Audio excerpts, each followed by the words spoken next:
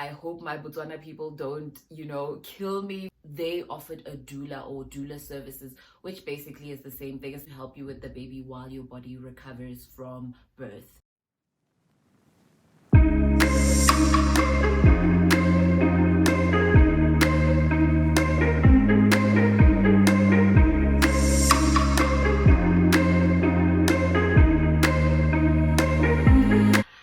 Hello guys, and welcome back to my channel. If you are new here, welcome. Please don't forget to press the subscribe button if you vibe with our vibes over here. And if you are a new subscriber, please don't forget to drop a heart in the comment section so we can officially welcome you to the family, or I can officially welcome you to the family. And if you are a returning subscriber, thank you so much. Always grateful, always happy to have you guys back. So as you guys can see, we have a special guest on the channel. I promised you guys that if daddy was okay with it, we would have Mmino on the channel. So guys, please welcome my baby. My baby, say hi. Say hi, pumpkin. Hi guys, this is my little Mmino, and his name is Tswana Sotu, and it means music. And he is almost 6 months old, and we are now officially comfortable to share him with everybody else on social media.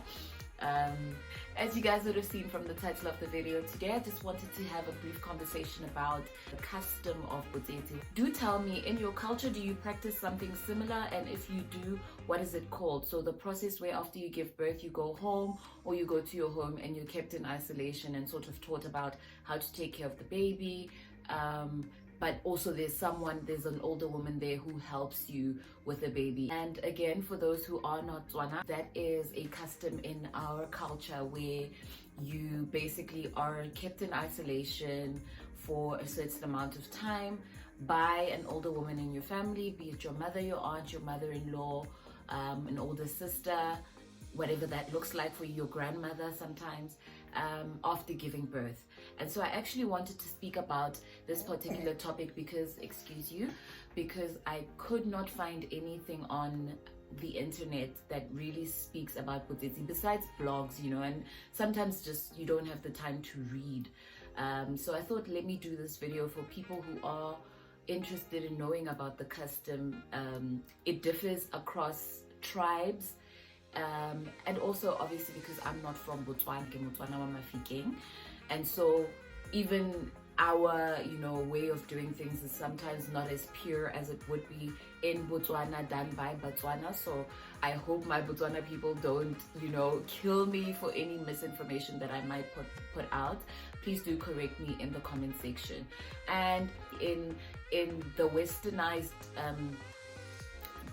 culture, or what I've come to learn since my process of pregnancy and wanting to give birth through a birthing center and by a midwife, is that they offered a doula or doula services, which basically is the same thing. It's like having someone who's there to teach you about the baby, but also to help you with the baby while your body recovers from birth, right?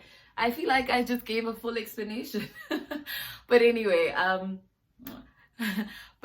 he literally is obsessed with watching me speak. So as I was saying, I basically wanted to speak about the process of BOTSETSI as I understood it going into my pregnancy, and how that kind of turned out for me, right? I started breaking down the word because I'm a word person and I needed the word to make sense to me. Why did they choose the word BOTSETSI to describe this particular process and custom?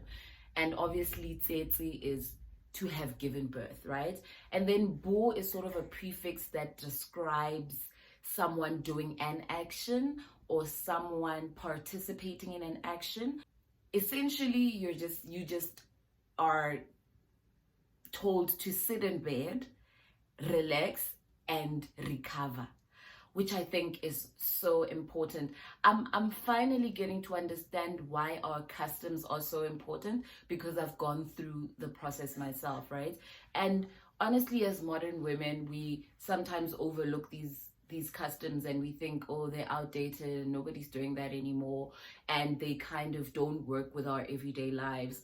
However, I feel like if you can go through the full process of BOTSETSI, please do. It is important. Why? There are just some things that you are not going to learn from anybody else but someone who's gone through that process, and that's the person that takes you through the process of BOTSETSI. The timeline is very important in understanding the process of BOTSETSI. This process is essentially supposed to take 3 months. The same way 3 months is kind of what they give you in the workplace to heal, bond with your child, and then after that they're like, come back sis, you know what I mean? So 3 months is also sort of when your body has really kind of come into itself and you've kind of gotten the gist of what to do as a mom. It's easier to breastfeed now, you know how to bath your baby, but also traditionally your baby's now out of the danger zone. As you guys would know, bless you pumpkin, your first trimester, bless you again, your first trimester, so the first 3 months of your pregnancy are really, really important, just like, bless you baba, anatomically. So your body really, that's a sacred time in your pregnancy. That's why they say don't share the news, you know, be extra cautious of what you eat, of what you do, because that particular time baby is at their most vulnerable, right, in your tummy. So the first 3 months are important, but first 3 months of baby in this world are also important to protect their energies, to get them to also just be strong enough to, you know, function on their own. So it's also very important to observe those 3 months outside of having a break from work, really. Nobody is allowed to come see the baby in those first 3 months. Also extremely important, right? Only obviously family, if they're there, they can see the baby. The father of the baby usually would not be allowed to see the baby before the 3 months is up, because then he would have to come with his family to officially come see the baby and gift the baby and sort of kind of introduce the baby to that side of the family. But obviously if the father's not in the picture, or you guys are a same-sex couple, the considerations would then have to be made, right? And then in that 3 months, you literally are in bed, you wake up to go bath, you get dressed, you get back into bed. Your mom is taking care of I'm going to refer to it as your mom because I still have my mom in my life, but when I say mom, replace it with older women in your family, right? So your mom would then be the one that's bathing the baby, and then she would give the baby to you for you to feed baby. After feeding baby, she would then show you how to burp baby, how to change baby, what to put on baby's body, how to clean baby's umbilical cord or the stomp, how to bathe baby as well, because you're going to need to do it at some point. And when you've given birth and you've had a child, you know how scary, like those first weeks, how small baby is and how scary it is to bath your baby, right? So they walk you through that process, but they also, you know, teach you how to clean your stitches if you've given birth vaginally and you got stitches, or also to clean your stitches when you've given birth through a C-section. And if you've given birth through a C-section, as far as I've heard, you know, you do need that rest, and it becomes really difficult to just do the mundane things. So you do need someone there to assist you, to carry baby, to do all of those things until you're healed to a point where you can do those things yourself. And so that's the process of BOTSETSI, is you're taught about motherhood, you're kept away from, you know, a lot of stuff. You don't really need to do much. Your body's in recuperation, and also you're getting to bond with your baby, right, outside of other things. And then after the 3 months, usually ka Setswana, you're supposed to have, gosh, I forgot the term. If you're Tswana, please do insert the term in the comment section. But Motswana, after the 3 months, they'll usually then present the baby to the community. Friends and family can officially come see the baby. I didn't have a sip and see for whatever reason. I really did want to have one, but that's how things happen. So going into my BOTSETSI experience, right? My mom was here for like 2 weeks before he gave birth. And then he was then sick. We had to stay in hospital. Again, you would have known this from my birthing story. And then we came home, obviously, about 4 days after his birth only. And that was on Christmas Day. After Christmas Day, I live in a very small apartment. Like, it's not that small, but like it's enough for me and my family. It's big enough for my family and I, my husband, my son, and myself. So I get very like claustrophobic when there's anybody else in the house with us. And my mom had been with us for 2 weeks, and I just felt like no ways. So we had to go home when Mmino was about, we went home the following day, if not 2 days after.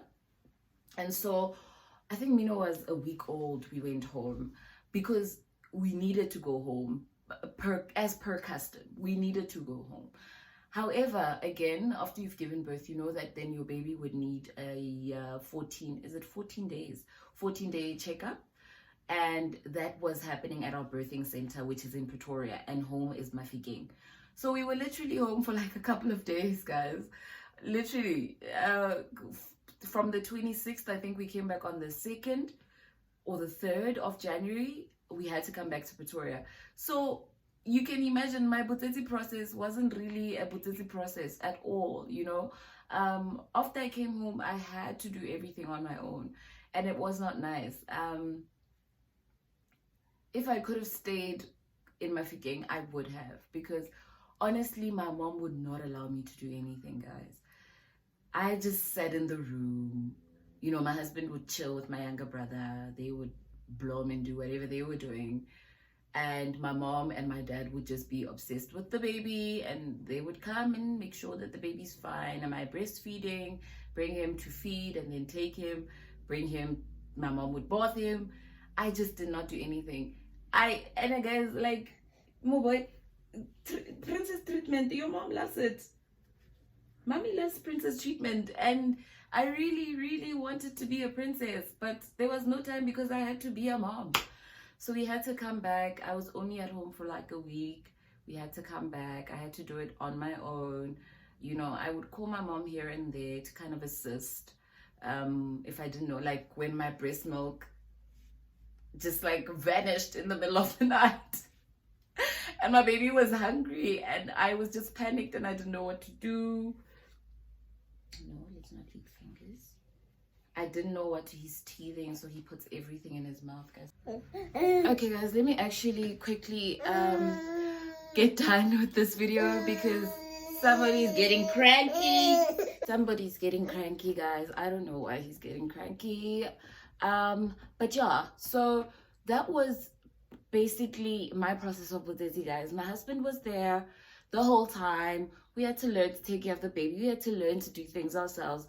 When my breast milk got done in the middle of the night, I called my mom. My mom shat on me because guys, you see why it's important to have like your family member there, because how long BOTSETSI, guys, you really want to be a baby.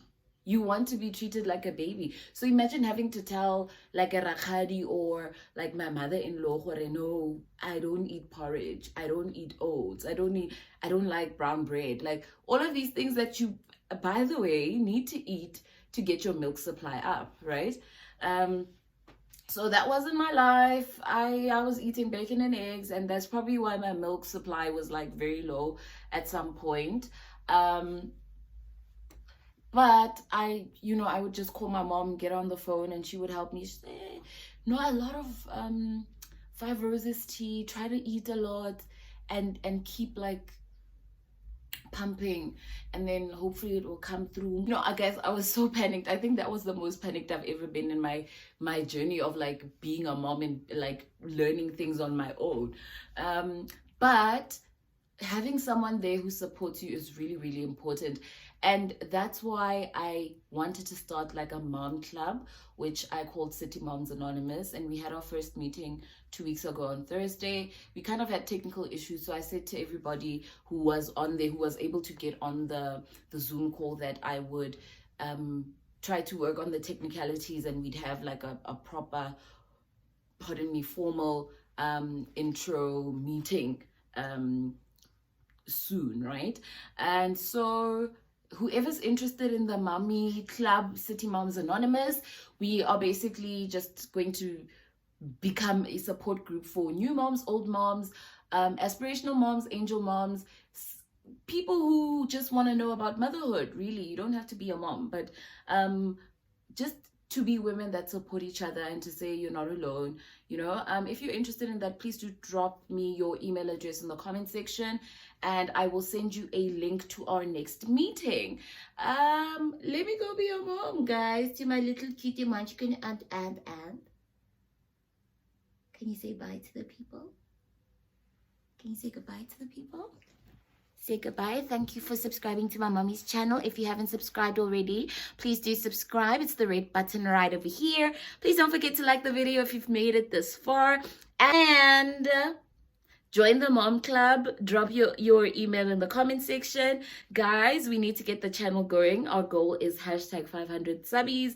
Please do invite your people, share the videos, comment, engage. Let's make sure that the channel is out there. The algorithm wants us to engage, comment, share, like, and subscribe to the channel for them to suggest it to other people. Guys, I hope you enjoyed it. Okay, bye-bye, people. Bye. Don't grab my hair.